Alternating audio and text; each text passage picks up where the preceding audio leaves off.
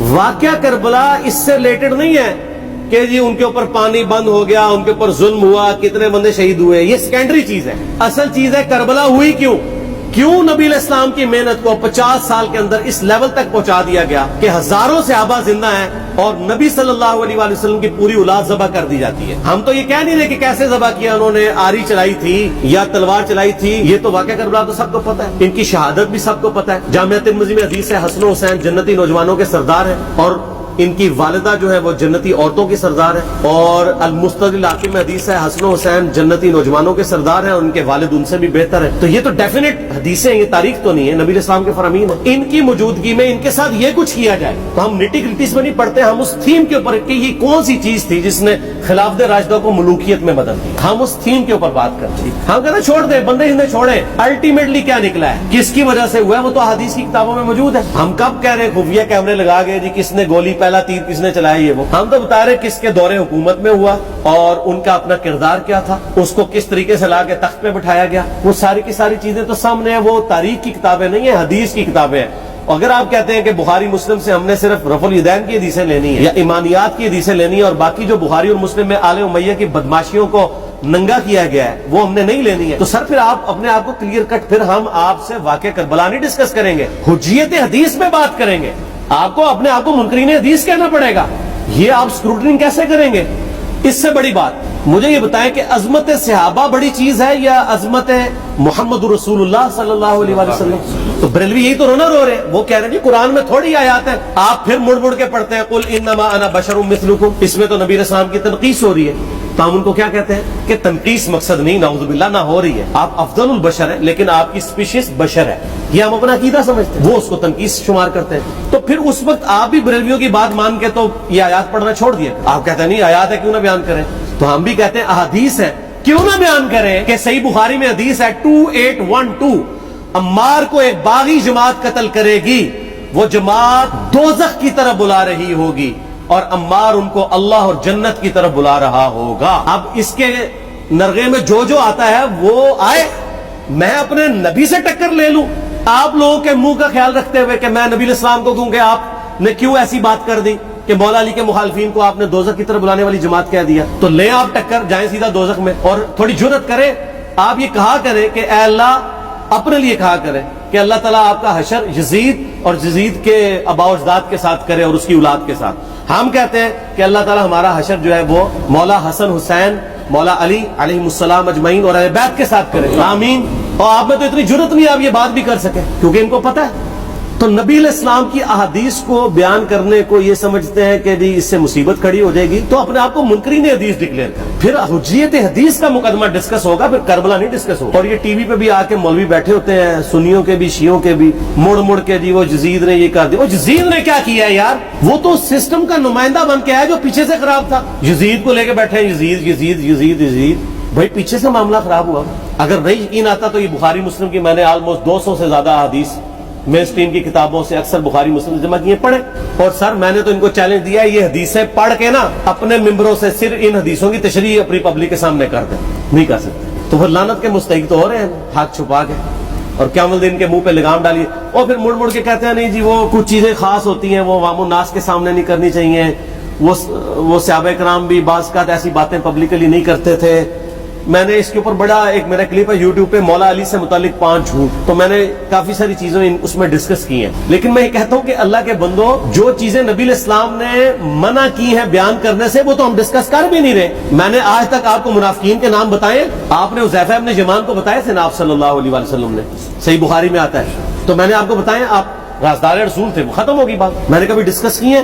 اگرچہ میں نے صحیح مسلم کی حدیث 7035 نمبر ڈسکس کی ہے کہ نبی علیہ السلام نے فرمایا میرے صحابہ میں 12 منافق ہیں، وہ کبھی بھی جنت میں داخل نہیں ہوں گے یہاں تک کہ سوئی کے ناکے سے اونٹ نہ گزر جائے، اور ان میں سے 8 ایسا ہے جس کی کمر پہ دوبیلا پھوڑا نکلے گا. میں نے آج تک آپ کو بتایا کہ کس کس کی کمر پہ دوبیلا پھوڑا نکلا اور اس کی موت اسی پھوڑے میں ہوئی ہے؟ بتایا؟ تو میں تو وہ چیزیں ڈسکس بھی نہیں کر رہا، میں وہ چیزیں ڈسکس کر رہا ہوں جو نبی علیہ السلام نے علامات النبوہ میں بتائی ہیں. یہ امام بخاری حدیث نبوت کی دلیل کے چیپٹر میں لے کے آئے ہیں، اور امام بحیقی نے 3500 احادیث پر مشتمل ایک کتاب لکھی ہے دلائل النبوہ، کہ ہم نبی صلی اللہ علیہ وسلم کو نبی کیوں مانتے ہیں. اس کے اوپر، اور اس میں یہ ساری حدیثیں عمار بن یاسر کے قتل والی لے کے آئے ہیں، بتانے کے لیے کہ دیکھیں ہمارے نبی علیہ السلام کی نبوت کی دلیل ہے کہ آپ نے اپنی وفات کے آلموسٹ 30 سال کے بعد ہونے والے واقعے کو پہلے ہی بتا دیا۔ یہ حدیثیں چھپانے والی نہیں، بیان کرنے والی ہیں، علامات النبوہ کی حدیثیں۔ آپ کہتے ہیں چھپائیں، اگر کوئی حدیث دنیا میں نہیں چھپائی جا سکتی نا تو علامات النبوہ والی حدیث ہے، کیونکہ وہ تو نبی صلی اللہ علیہ وسلم کی نبوت کو جسٹیفائی کرتی ہے۔ ورنہ میرا ایک معصومانہ سوال ہے کہ نبی صلی اللہ علیہ وسلم نے یہ باتیں کر کے ان کے زوم میں نعوذ باللہ امت کو مصیبت میں ڈال دیا۔ آپ نے خود ہی فرمایا کہ یہ ہوگا، کیوں فرمایا آپ نے؟ میں تو بیان کر کے مجرم ہوں، تو جس نے مجھے خبر دی ہے ان کے بارے میں آپ کا کیا خیال ہے؟ یہ مسند احمد کی حدیث یہ میں نے گھر بیٹھ کے بنائی ہے کہ میری بیوی کا کیا حال ہوگا جس پہ حوض کے کتے بھونکیں گے۔ تو سیدہ عائشہ سے مجھ سے زیادہ نبی الاسلام کو محبت تھی، لیکن آپ اللہ کے پیغمبر تھے، آپ نے اپنے گھر کی خبر بھی نہیں چھپائی، بتا دی کہ یہ ہوگا۔ اور اس سے بڑھ کے آپ صحیح بخاری میں دیکھیں عمار بن یاسر کا خطبہ ہے، میں نے یہ سارا، پریشان نہیں ہونا، یہ ریسرچ پیپر میں سارا کچھ موجود ہے اور کوئی چیز بھی ایسی نہیں جو اس میں سکپ ہو۔ صحیح بخاری میں خطبہ ہے کہ عمار بن یاسر کو مولا علی نے بھیجا کوفے میں، کوفے والے نیوٹرل ہو گئے تھے کیونکہ بصرہ سے سیدہ عائشہ آ رہی تھیں، اور وہاں پہ انہوں نے کہا نہ ہم سیدہ عائشہ کا ساتھ دیں گے نہ مولا علی کا دیں گے، تو عمار بن یاسر کو تیار کرنے کے لیے، یعنی وہاں کے جو عوام تھی اس قتال کے لیے مولا علی نے بھیجا۔ تو سیدنا عمار بن یاسر نے وہاں پہ کوفے کے ممبر پہ خطبہ دیا، بخاری کے الفاظ ہیں، اوپر والی سیڑھی پہ عمار بن یاسر نے حسن ابن علی کو بٹھایا، حالانکہ حسن ابن علی سے 4 گنا بڑی عمر تھی عمار بن یاسر کی، 90 پلس ہو چکے ہوئے تھے، 3-4 گنا ان کی عمر تھی، لیکن اہل بیت کا احترام کیا، خود نچلی سیڑھی پہ بیٹھے۔ بخاری کے الفاظ ہیں کہ اے لوگو اللہ نے تمہیں آزمایا ہے، ایک طرف دنیا اور آخرت میں تمہارے نبی کی بیوی ہے سیدہ عائشہ، دنیا اور آخرت میں، یعنی عزت اپنی جگہ قائم۔ یہاں لوگ سمجھتے ہیں کسی کی غلطی آ گئی تو پتہ نہیں کیا ہو گیا، وہ یار اس کا مرتبہ اپنی جگہ ہے، غلطی اپنی جگہ ہے، پیغمبر نہیں ہے وہ۔ اور دوسری طرف علی ابن ابی طالب ہے، اللہ اب دیکھے گا تم عائشہ کی اطاعت کرتے ہو یا اللہ کی، علی کی نہیں اللہ کی۔ کیوں؟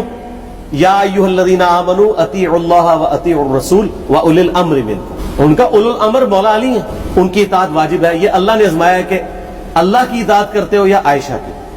اور آپ حیران ہوں گے یہ حدیث امام بخاری حضرت عائشہ کی فضیلت والے چیپٹر میں لے کے آئے ہیں۔ اگر امام بخاری مشورہ کر لیتے نا ناسبیوں سے تو انہوں نے کہا تھا سر آخری صحیح رکھو، پچھلے والا رہن دو، بلکہ پچھلے والا رکھو آخری والا رہن دو۔ کہ عائشہ دنیا اور آخرت میں، وہ حدیث گھڑنے کا میں آپ کو طریقہ بتاتا ہوں، کاٹ چھانٹ کرنے کا۔ وہ آدھی حدیثیں لکھتے ہیں، آدھی حدیث ایسے لکھتے ہیں امام بخاری کہ سیدہ عمار بن یاسر نے خطبے کے دوران فرمایا کہ سیدہ عائشہ دنیا اور آخرت میں تمہارے نبی کی بیوی ہے، بس۔ لیکن امام بخاری نے پوری حدیث لی، آگے وہ بھی ڈالا ہے کہ اللہ آزما رہا ہے کہ عائشہ کی اطاعت کرتے ہو یا اللہ کی، جیسے آپ کے علماء کر رہے ہیں۔ صحیح مسلم کی حدیث 6488 آدھی بیان کرتے ہیں، سارے مولوی بریلوی دیوبندی اہل حدیث سب، میرے صحابہ کو برا مت کہو، اگر تم میں سے کسی نے احد پہاڑ کے برابر بھی سونا خیرات کر دیا اور میرے صحابہ نے 1 مد یعنی 600 گرام خیرات کی، آدھا کلو، اس کے آدھے کو بھی نہیں پہنچ سکتے، بس۔ حالانکہ یہ مسلم کی حدیث سٹارٹ اس سے ہوتی ہے کہ عبد الرحمن بن عوف کو خالد بن ولید نے گالیاں دی جھگڑے کے دوران، حالانکہ دونوں مسلمان تھے، دونوں صحابی تھے۔ آپ نے حضرت خالد بن ولید کو بلا کے ڈانٹا، فرمایا تم میرے صحابہ کو برا مت کہو۔ تو خالد بن ولید نے تو آگے سے نہیں کہا حضور میں بھی صحابی ہوں، ان کو پتا تھا کہ عبد الرحمن بن عوف نے اس وقت اسلام قبول کیا جب اسلام کا مطلب تھا مار تکلیف اٹھانا، اور خالد بن ولید نے گولڈن پیریڈ میں صلح حدیبیہ کے بعد اسلام قبول کیا۔ میں تم لوگ یہ کر رہے ہو، تم لوگ اگر احد پہاڑ کے برابر بھی سونا خیرات کر دو، یعنی صلح حدیبیہ کے بعد والے لوگ میرے ان کے برابر نہیں ہو سکتے۔ اور جو فتح مکہ پہ معافی مانگ کے مسلمان ہوئے ہیں طلقاء، مؤلفۃ القلوب آل امیہ، ان کا تو لیول ہی کچھ نہیں ہے۔ یہاں تو خالد بن ولید کے بارے میں بات کی جا رہی ہے، اور پھر وہ مؤلفۃ القلوب اپنے زمانے میں ممبروں پہ سب و شتم کروائے سیدنا علی پر، تو سب سے پہلے تو ان کو کہنا چاہیے جن کے بارے میں حدیث تھی کہ تم صحابہ کو گالی مت دینا، ہم نے تو خیر کبھی دی بھی نہیں ہے۔ اور میں یہ آخری جملہ ان کو ایسا بولتا ہوں کہ جو ان کے دماغ تک ڈرل کر جائے گا کہ آل امیہ نے جو کچھ اپنے دور کے اندر سیدنا علی کی گستاخیاں کی ہیں نا، ہم نے تو ویسی کوئی ایک گستاخی بھی آل امیہ کے بارے میں نہیں کی ہے۔ میں نے آج تک آل امیہ کے اوپر بائی نیم کسی کے اوپر لعنت کی ہے، حالانکہ یہ مولا علی پہ کرتے رہے۔ یہ ہے لعنتی خود ہو گئے نا، جب مولا علی پہ لعنت کی تو لوٹ آئی۔ مسند ابی یعلا میں صحیح سند کے ساتھ حدیث